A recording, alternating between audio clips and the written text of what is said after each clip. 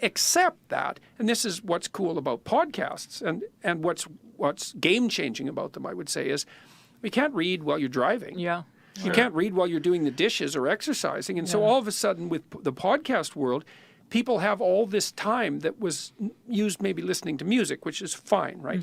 But lots of people now are listening to like difficult podcasts. Yeah, educational ones. Yes, and long, detailed discussions about political issues that was never possible with television or even with radio for that matter. So, and, you know, people say, well, young people have a fragmented attention span. It's like, well, yeah, but Joe Rogan does 3-hour podcasts, and those do just fine. And your podcast is how long usually? It's long, 2 hours, generally. Yeah. Right. So that's not for a fragmented attention. Sure. So no, I think it's good. You're absolutely right. I think the number one person who listens to this podcast and podcasts in general are people who are occupied doing something else.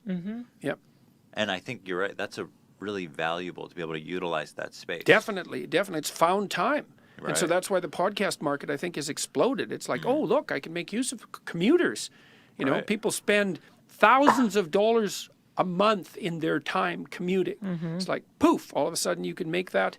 You can take a university degree while you're commuting, essentially, you know, in terms of the knowledge that you can attain. So I'm not pessimistic about that at all. And also the way that you have been using YouTube with your content is kind of amazing. It's the way that there's hundreds of thousands of views on your lectures and and they're difficult. I mean, they're difficult lectures. Like they push me when I'm lecturing, and they're long. That's right. And there's a big market for high quality educational material. So, or demanding educational material, let's say. One of the brilliant things you've done is you market yourself really well, and to the new media, I think, where your contemporaries weren't doing that. Right.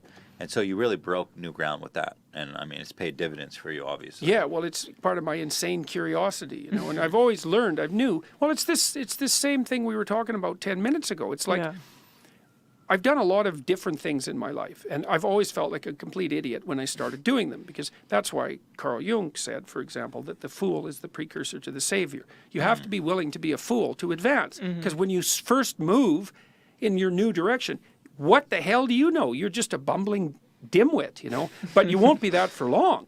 That's the thing.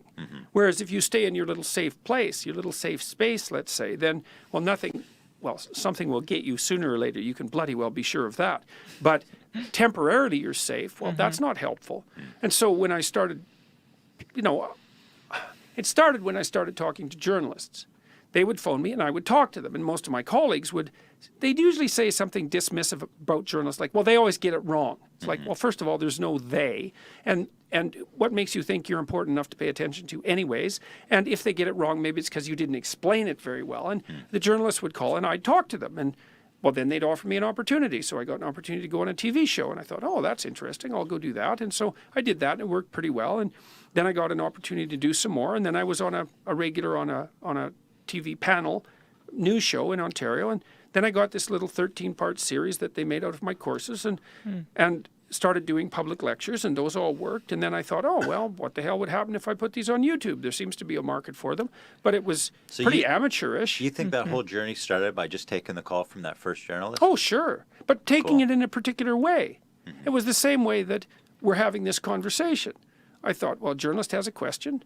I'm not doing anything expedient. I'm not saying, well, you know, I'm hoping that something will come of this. I didn't have a specified goal in mind. I thought, let's have a conversation and let the chips fall where they will. Yeah.